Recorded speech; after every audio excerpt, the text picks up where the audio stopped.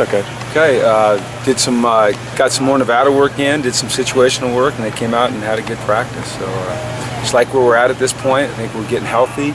Yeah, I think they're getting their legs back under them, and we're closing in on that first game. So the excitement's starting to build. So it was a good day for us. Do you have an idea when Mara's going to be back in practice? He was here today. Actually practicing. He was here today. How's health been, at this point in the preseason compared to last season? A lot better. Like a lot less guys missed practice up in San Bernardino. Do you attribute that just to the heat or not going live as much? I think they're in better shape. I think they're bigger, faster, stronger. I think Coach Alosi's done an amazing job with them. I think, they had a full off season with them and knew what to expect. They got themselves physically prepared, and I think that's what I attribute it to. Because we practiced basically the same, you could take last year's schedule and match it with this year's schedule almost exactly.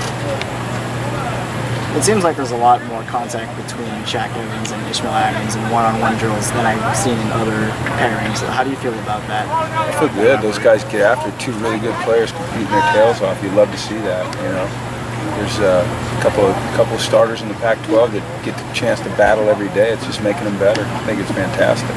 Is that a coach's choice to match them up just because they're both probably going to be starters? Well, they both are starters.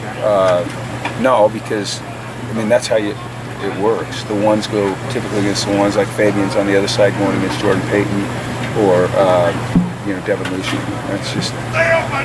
It's pretty typical how everybody practices. Devin has been a lot less vocal, it seemed like, this fall than he was in the spring. Is that kind of a product of him maturing, or is that,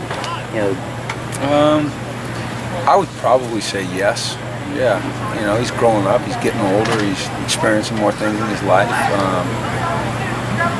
I don't know, I've been really impressed with him, from that standpoint, and from the way he's prepared, or the way he's performed as well.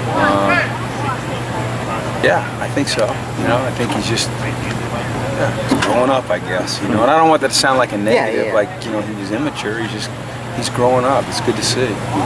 The wide receivers does that group maybe have more personality than some of the other groups on the team? It seems like they're pretty vocal, flashy, kind of.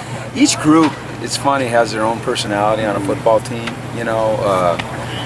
To me, the goofiest group is always the offensive line. Nobody ever sees it because nobody ever talks to them. They're just kind of over there by themselves, but they're usually the goofiest group.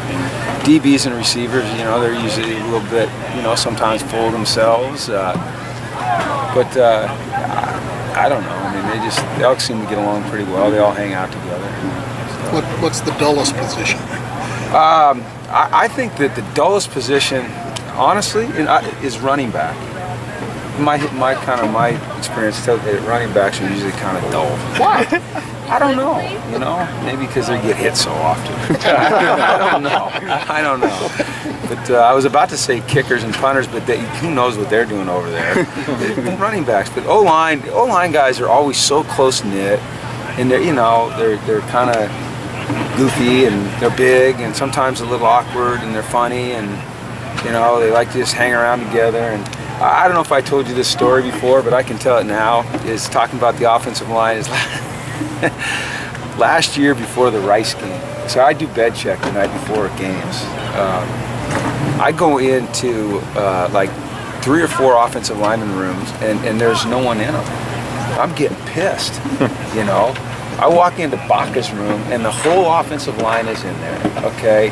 It smells like, it's just a most rancid smell you've ever had. Baca, they've all got their shirts off, okay? They're laying around the bed, and on the bed, Baca's got a shower cap on, and I don't know, they're not playing cards, they're not playing dominoes, they're just laughing, and it was the funniest thing you've ever seen. It was like a sweatshop, of these big, gigantic offensive linemen without their shirts on, farting. It was just unbelievable, and that's kind of what offensive linemen do. So, I laughed. I didn't, I thought it was funny, and then it was kind of became a tradition every week. They said, "Hey, can we be in Jeff's room before bed check?" Yeah, of course you can. So. With the amount of pass rushers you have on this team, what's kind of the #1 trait you value most in pass rushers? I think it's different. You know, I think you have to have different types of pass rushers.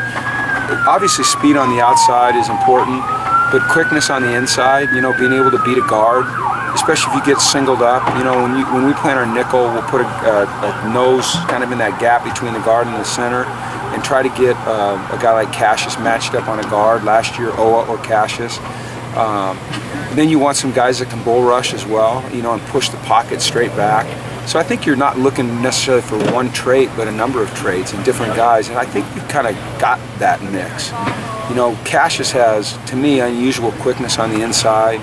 You know, Anthony Barr and Deion Hollins coming off the edge are as quick as, you know, probably any two that you'll find in college football. You know, it's tough to produce, but they have it in them. You know, Aaron Wallace can rush the passer, Miles Jack can rush the passer. You can get some push inside out of Eddie. You can get some push inside out of Ellis.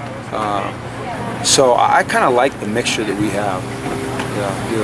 How much further along are the wide receivers as a whole than they were at the beginning of last year? Oh, a lot. Yeah, a lot further along. You know, I think a lot of it has to do with being in the system for a whole year.